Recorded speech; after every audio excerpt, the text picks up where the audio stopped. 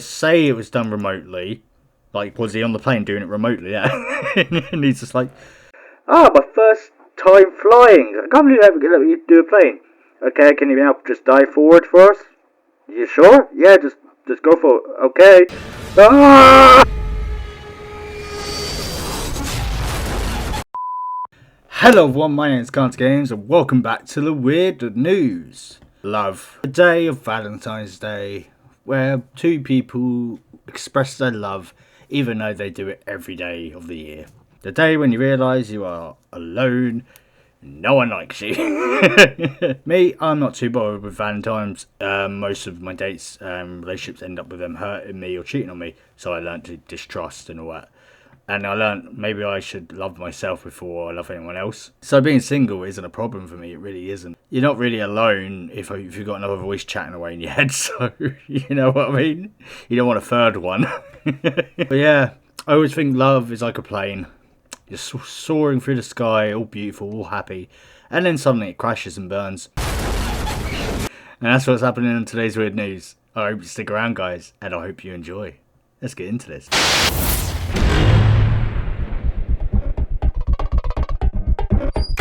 People are calling for Valentine's Day to be cancelled because they're single. Yeah, we've got some people out there who don't like the fact that they're single, or they can't get a partner or anything like that. So they wish for this day to be cancelled. I can understand a little bit why. Because it's like, if you're with someone, shouldn't you always treat them like treat them with love? You know what I mean? Shouldn't you always treat them with love? You know what I mean? No, it's just something like you should always treat them with love, shouldn't you? So why don't you? Why don't you treat them every day with love instead of like once a year? It's just really weird. But let's see why these grumpy Valentimers don't want it to be for couples anymore. It's Valentine's Day, so you know what that means. A bunch of loved up couples going gooey-eyed at each other. Or you have the flip side of things, which is a bunch of sad singles whining because they're alone. Newsflash, a single, you're lonely every other day of the year, so why is this one any harder? Yeah. Why is this day any harder if you've been single every day? I don't understand. I don't think these people are probably like people that have been single for long. I feel like these people are like the ones that date way too many people at once. Like I've got a few female friends who like they date someone, break up with them, but in like a day later they're with someone else instantly, and you're like, what? It's just like, what? I feel like it's them type of people that are hating on Valentine's Day. You know what I mean? So, and half of them probably don't even know what Valentine's really is meant to be, like what it was related to. I'll give you a little bit of a history lesson, shall I? It's originated as a Christian feast day, honouring one or two early Christian martyrs named Saint Valentine, and though later folk traditions has become a significant culture, religions and communication celebrate of romance and love in many other regions. However, many historians believe the day originated from the Roman pagans' festival of fertility called Lupercalia, an event filled with animal sacrifice, random coping and whipping of women. Not quite the romantic chocolates and roses days we celebrate today. So, if it was like how it was used to be back in Roman days, I would understand you would want to cancel it. The Valentine's name actually means strength. It does in Latin, so there are many legends about it, but it's unfortunately unclear how Valentine's became associated with traditions of exchanging affectionate gifts instead of, well, what it used to be, sacrificing animals and eating in a big group and festival. So it's very, very strange how it became that, but I think it was just the influence of how cultures were and people, and it just changed over time. So really, we're not even actually celebrating Valentine's Day properly if you think about it. That being said, this writer might be joining you soon. If you never ending singing card, I brought my fiance is anything to go by. So it could be worse. Single folk, you could be dating me. I hate Valentine's. It's my first Valentine's single since I was 15. We should cancel it this year. I just want some flowers. Wow. I vote to cancel this Valentine's Day and my birthday as well because I'm single. Fucking hell. People are just like, I give up on life because I'm single now. They don't know how to function without a partner. It's like, were you born with half a brain? No, you were born with a full brain. You should be able to function without a partner. You know what I mean? It's not the end of the world. I know, like, it hurts you the first time love because that's the first time that your brain stimulates that function of affection towards someone. And when it goes wrong, that's why it feels really bad because your body's lost that adrenaline pump of the feeling of affection. So that's why you get sad and everything, and that's why. But after that, you become numb to it because you realise that you don't need a part. Yes, it's lovely to have someone to have a laugh with, have a friend or something like that, as a partner as well to you. But if you can't love yourself, you shouldn't try to love someone else instead. You should always love yourself first before you can love others. But that's just my philosophy. Plenty of sad single Pringles have taken to social media to lament the day set aside for lovers. One person commented, Valentine's Day is a microaggression against single people. A second added, Dear President, please cancel Valentine's Day. Some of us are single. I don't think the President has the right to cancel Valentine's Day. I don't think anyone does. To cancel Valentine's Day, it means you've got to cancel everywhere, like the whole world. So I don't think there is anyone who can actually physically or actually do this. Just say. But back to my point. You can't cancel love. What you can do, though, is set yourself up for next year. There's a whole month set aside in the Irish village of Lisdonvanna. I probably didn't pronounce that right. It has a month-long matchmaking festival, and if two folks getting frisky on the road last a year in anything to go by, it works. We're sure police are going to urge organisers to pass on the message that it needs to remain pants on while in the public. From now on, after last year's... Wait, what happened last time? Did everyone just get naked or something in public? Oh god, okay. Loads of single people just naked in a public area having a festival. Alright. The festival has been based in the streets of Lisdonova for more than 160 years and has been responsible for many happy coupling. Although perhaps not literally coupling right there on the main street. So, singles, maybe give that go a risk of crushing loneliness next year as well. Yeah, go to Ireland and do a month worth of trying to get yourself a lover. If that don't happen, then you know your life. Then you know you are basically like single for life. If that doesn't work, hey, dating apps don't fucking work. I don't think they do, anyways. So I put what I'm honestly on there, and I get no matches or anything. So I just gave up on that shit. Singletons can enjoy days of singing and dancing or meeting with third-generation famous Irish matchmakers, while Willie Dale at the app's named Matchmaker Bar. Hopefully this year's source, Singletons, will keep it a tad more private in the future. Yeah, you don't want, what happened? Everyone getting naked in public, I guess. But there you go, guys. There's always hope. Just go to Ireland for a little while. If that don't work, well, I'm sorry. I guess you're single. Forever. In other news today, as the saying goes, love is like a plane, soaring through the sky, happy and beautiful, not a care in the world. And then it crashes and burns. Yeah, just like love. Plane was crashed on purpose to test which seat have best chances of surviving. Yep. They probably didn't do this, but they built a plane, got all ready, and then launched it and said, okay, crash the fucker.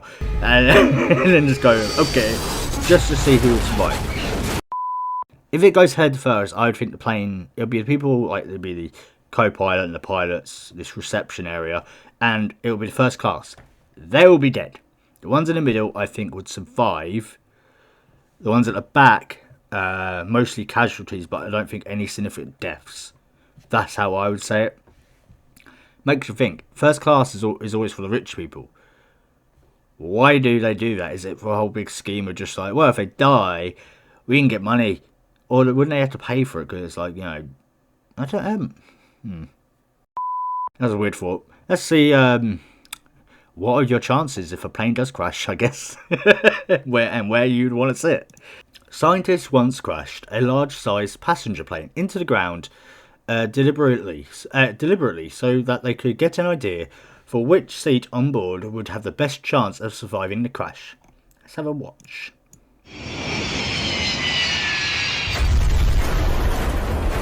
Well, yeah, that's the pilot gone. There's the pilot crew gone. They're dead. Probably the front parts of the first class and where the stewards sit. They're dead.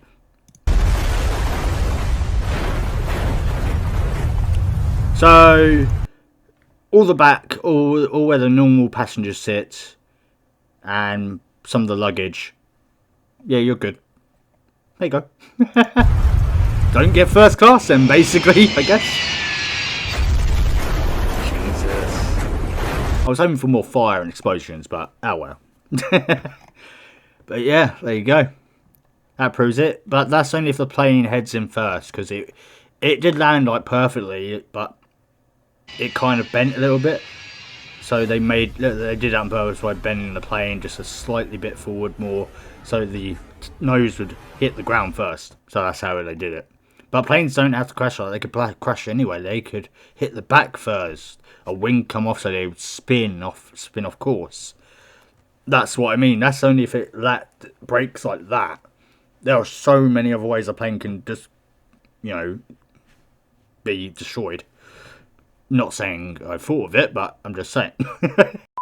Scientists are always out there seeking answers to the big question, aren't they? While some of what they do might be considered to be a bit of trivia, there was nothing silly about this experiment, which aims to determine which passenger might be the most likely to survive a plane crash. Everyone in the back, basically.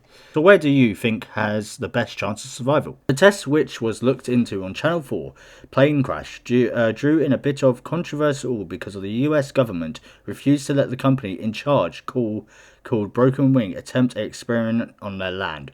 Oh, so they did it on somewhere else. I was wondering where it was, in like a desert or something. They eventually managed to get the Mexican government to let them do it over there, choosing a big dry lake for their site in the end. What's more, there were other hoops that had to be jumped through. Oh, really? Just to crash a plane and just do this whole test.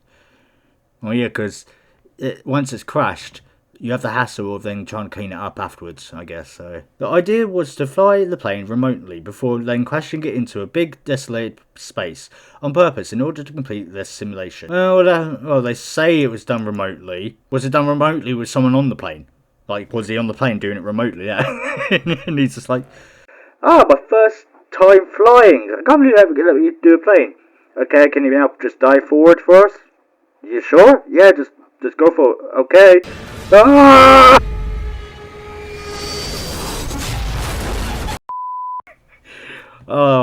They probably put some test dummies or something in there. However, because the plane had to fly over some populated areas, the Mexican government demanded that the plane be flown for that time by a human pilot. So they wanted them to have it flown by an actual human, even though when it's going to land, they're going to have to crash it. Okay, so does the pilot have to jump out halfway? What happened? That meant the captain, Jim Bob Salcombe, had the job of flying the plane into the wilderness before leaving the aircraft, presumably via a parachute, and leaving it to be remotely crashed by another pilot. On April 27, 2012, the Boeing 727 plane took off from the airport in Mexico before flying into a desert and being deliberately crashed into the floors at 140 miles per hour. But you're mostly here to find out the results, aren't you? Well, yeah. I'm just still can't believe that some person had to fly that plane, then jump out and leave it.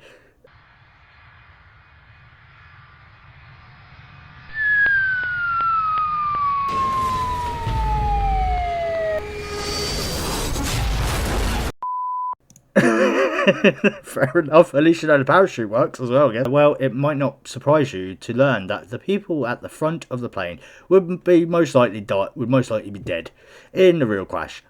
Yeah, they went under the plane as well. Then those who were seated over the wings and plane would most likely receive survivable but serious injuries, broken bones and the like. Whether as most of the test dummies at the back of the plane remained intact, meaning that those passengers could very well have survived. However, it's worth pointing out that if a plane had crashed tail first, the circumstances would likely have been reversed. Let's not forget the plane carry a lot of fuel too. That could cause further issues. Yeah, fire. Either way, the crash test did come up with some interesting results, and therefore has to be thought as a valuable, if expensive, piece of science. You want to do something, you got to pay for it nowadays. The whole thing was also filmed for a TV show called Curiosity, as well, in case you want to get more in-depth look into what actually went on. Afterwards, the whole site was cleaned up properly and bits of the debris were taken away and left next to roads where they were still situated as of May 2022, reports claim. If this article hasn't exactly done much to extreme your fear of flying, just remember, it's very unlikely. Yeah, you're more likely to find love than you are in crash on a plane. Oh, you're single, aren't you? Shit, sorry. Okay, everyone. That was today's weird news. Valentine's edition, I guess. I hope you all have a lovely day. If you have a partner or not, don't worry, there is someone out there for us all. No matter how far they could be or how big of a stretch. Just so you know, you'll most likely find love than you would end up in a plane crash. Anyways, I'll see you in the next one, guys. Ciao.